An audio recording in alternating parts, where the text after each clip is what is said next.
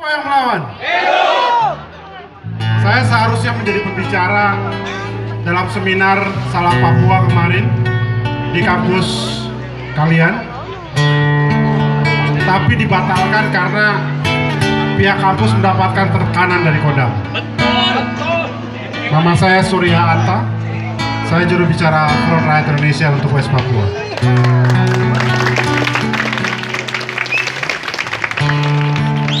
Teman-teman, kawan-kawan, saya dulu pernah menjadi mahasiswa seperti kalian. Apa yang kita lihat hari ini, biaya kuliah semakin mahal, kampus diprivatisasi, biaya hidup semakin mahal, kaum buruh mendapatkan upah yang semakin rendah, sedangkan status kerja semakin tidak pasti. Kaum tani tanahnya dirampas.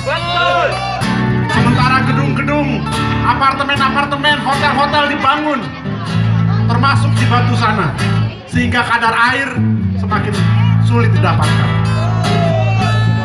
Represi terjadi di kalangan petani. Kaum buruh mendapatkan represi dari preman, bahkan tentara masuk ke dalam pabrik. Kampus juga. Apakah itu tidak terjadi di kampus? Terjadi. Apakah represi tidak terjadi di kampus? Terjadi. Premanisme terjadi di kampus. Bahkan teman-teman kita yang menjual buku-buku di universitas, di Telkom sana, mendapatkan skorsing 2 orang.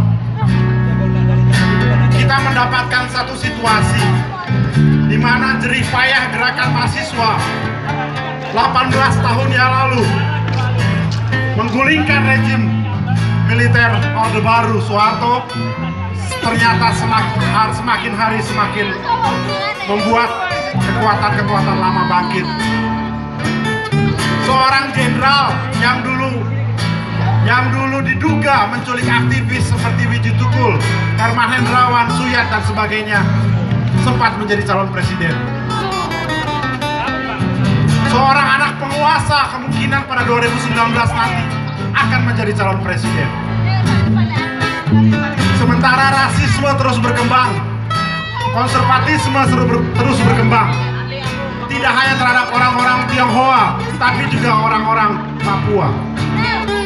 Apa yang kita alami di tanah Jawa, represi, kebebasan akademik yang dihancurkan, kebebasan berbicara, berpendapat yang dibelenggu, itu sebagian kecil dari apa yang dialami oleh Papua.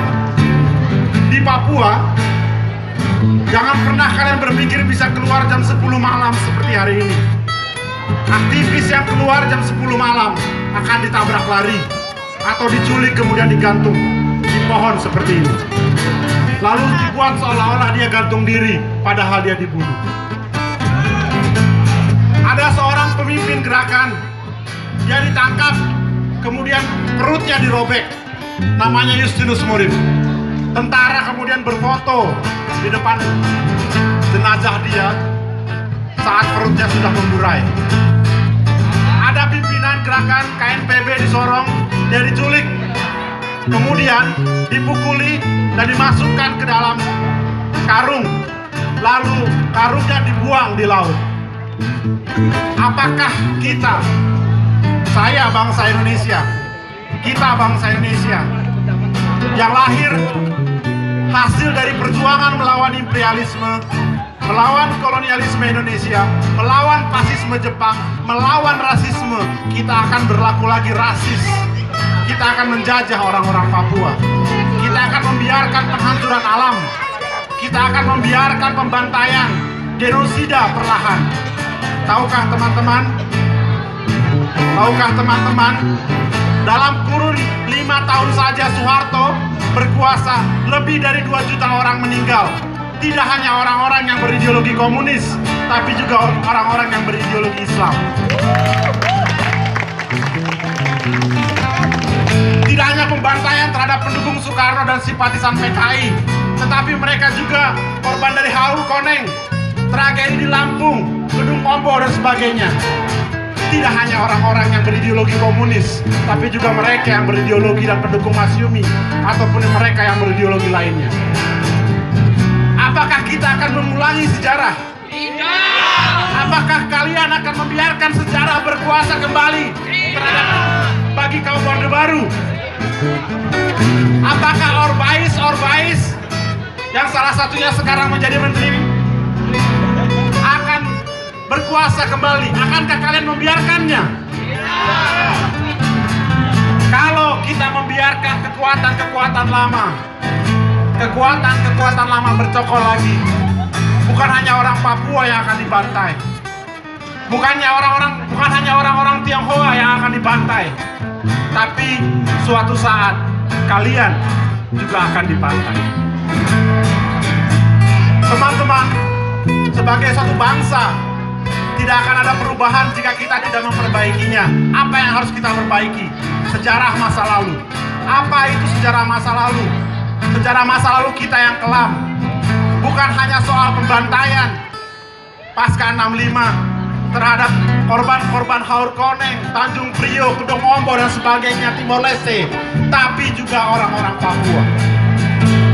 Lebih dari 500.000 orang meninggal sejak diberlakukannya Trikora sampai hari ini. Ada yang selalu bilang kepada saya adalah pengkhianat bangsa, katanya. Saya bilang saya bukan pengkhianat bangsa. Kenapa? Karena bangsa saya adalah bangsa yang anti imperialisme, bangsa yang lahir anti kolonialisme, bangsa yang lahir dari semangat anti rasisme. Jika ada yang anti rasisme, bayangkan teman-teman kita yang berjilbab atau yang berkumis seperti saya. Jika Anda pergi ke Eropa sana, Anda pasti akan disangka sebagai teroris. Itu rasisme. Karena kalian berjilbab, karena kalian berkumis, berjenggot, atau karena kalian berjambang, kalian akan disangka rasisme, akan disangka teroris, dan itu yang berkembang. Teman-teman, tahukah teman-teman, sekarang setiap masalah ujungnya adalah PKI katanya. Padahal orang-orang yang tidak beragama katanya, ataupun orang-orang yang berideologi sosialis di Australia, di Amerika, mereka yang tiap hari bentrok dengan fasis untuk membela kaum Islam. Mereka yang membela, melawan Islamofobia di Australia. Bukan hanya berumur muda seperti kalian. Saya pernah bertemu dengan seorang nenek-nenek berusia 70 tahun. Dia bentrok dengan fasis. Dia maju di depan. Lalu dia bilang, saya bangga hari ini saya memukul lagi fasisme. Untuk membela siapa? Untuk membela kaum muslimin yang ada di Australia. Seperti itu juga yang terjadi di Amerika. Mereka membela orang-orang yang beragama Islam. Sekarang kalau saya membela orang-orang Papua, meski saya adalah orang Indonesia, meski saya adalah orang Sumatera, berkeluarga negara di Indonesia, saya katakan saya membela kemanusiaan. Saya membela kemanusiaan. Saya membela pembenaran. Saya membela kebenaran. Saya membela bangsa saya untuk tidak berlumuran darah. Mengapa? Tanggal 1 Desember 1961 orang Papua sudah memproklamasikan kemerdekaannya. Pada tanggal 2 November 1949 ada pengakuan kedaulatan dalam konferensi media bundar, dan dalam kesepakatan itu sudah disepakati bahwa wilayah Indonesia dari Sabang sampai Ambonia, sampai Ambon, dan Muhammad Hatta menyatakan bahwa Papua bukanlah bagian dari kita. Pada tanggal 5 April 1961 di Papua sana sudah dibentuk yang namanya New Guinean, semacam DPR, dan kemudian mereka mendeklarasikan diri pada tanggal 1 Desember 1961. Sejak saat itu sampai hari ini yang kita lihat adalah pembantaian, pemerkosaan, dan pemerkosaan, penyiksaan. Apakah itu terjadi terhadap orang-orang Papua yang hanya yang beragama Kristen saja? Tidak. Bahkan mereka yang beragama Muslim pun dibantai. Apakah itu terjadi hanya orang-orang pesisir pantai? Orang-orang Biak? Tidak, terjadi juga di pegunungan. Kalau kita sebagai bangsa akan membiarkan terus pembantaian-pembantaian, apakah mungkin suatu hari nanti kita sendiri akan dibantai? Kita harus berpihak pada kemanusiaan apabila kita ingin menjadi bangsa yang besar dan bangsa yang benar. Bangsa yang besar akan menjadi bangsa yang besar apabila bangsa tersebut memperbaiki kesalahan-kesalahan masa lalunya dan menghormati semangat dari bagaimana bangsa tersebut lahir. Sekali lagi, semangat apa yang membuat kita menjadi Indonesia? Semangat anti-imperialisme, semangat anti-kolonialisme, semangat anti-rasisme. Tanpa itu, tanpa memperbaiki sejarah masa lalu, tanpa memberikan kesempatan ruang demokrasi yang semakin besar, bahkan hak menentukan nasib sendiri terhadap rakyat dan bangsa Papua, atau hak untuk berkembang terhadap mereka yang beragama berbeda, terhadap ras yang berbeda, sebagai bangsa Indonesia, maka kita tidak bisa menjadi bangsa yang benar. Bangsa yang mempelajari sejarah masa lalunya, bangsa yang memperbaiki masa depannya lewat memperbaiki masa lalunya. Sekali lagi teman-teman, ruang demokrasi kita sedang terancam. Kita menghadapi berbagai undang-undang. Kita menghadapi bagaimana tentara bisa masuk pabrik. Kita menghadapi bagaimana demo saja dipukuli. Kita menghadapi bagaimana berdiskusi saja dilarang. Jika kaum muda tidak bersikap, maka apalah artinya menjadi kaum muda? Jika kalian mahasiswa intelektual tidak bersikap, apa artinya pengetahuan yang kalian dapat?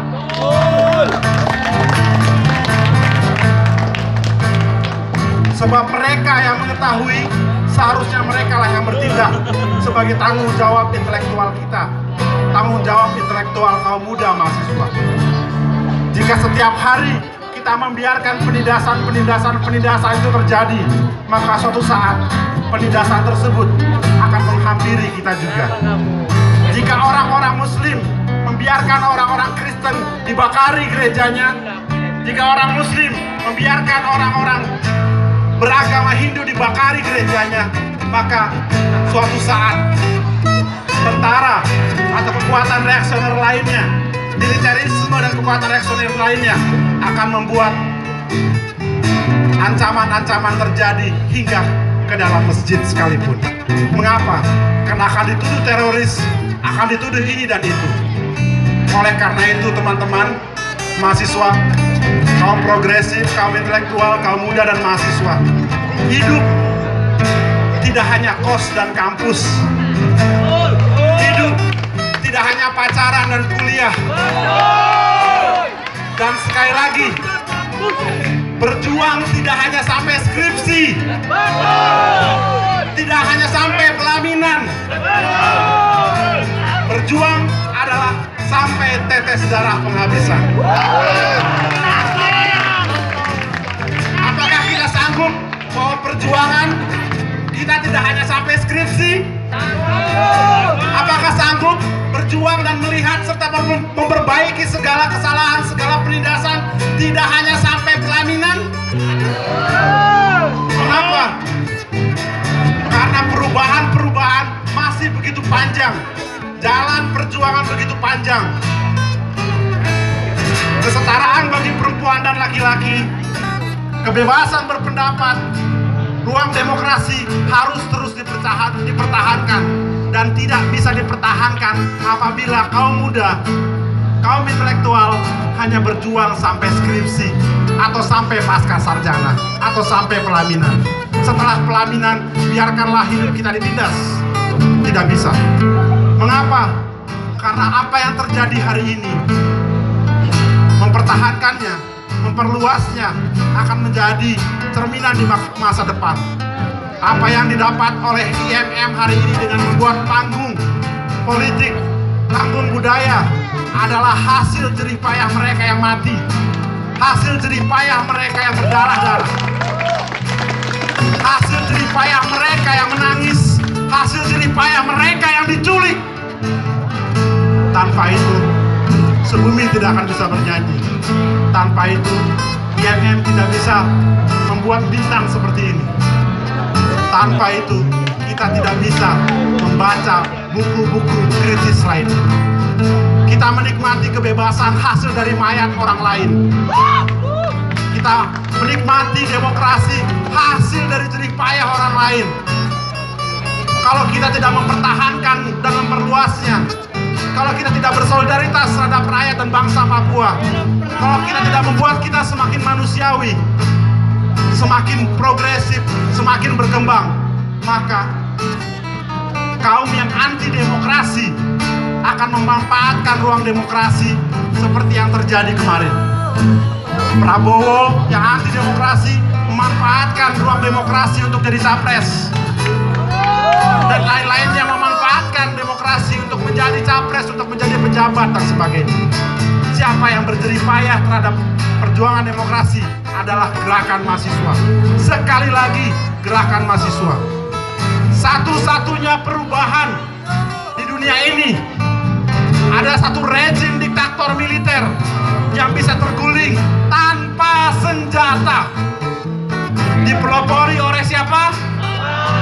Gerakan mahasiswa. Kalau kita meninggalkan semangat kita, semangat demokratik kita, semangat kita untuk mempertahankan dan merubah dunia, merubah bangsa kita menjadi lebih baik, maka suatu saat pembungkaman, pemberangusan dan penindasan akan menimpa kita. Sekali lagi teman-teman, berjuanglah terus, berkembanglah terus, berpikirlah terus, membaca, berjuang, berorganisasi. Mengapa? Karena harapan bangsa ini ada di tangan kaum muda yang progresif, ada di tangan kaum intelektual yang progresif. Hidup kaum muda yang progresif. Hidup kaum muda yang progresif. Hidup perempuan yang progresif. Hidup perempuan yang progresif. Hidup rakyat dan bangsa Papua. Papua. Papua. Berikan hak menentukan nasib sendiri untuk bangsa Papua. Terima kasih.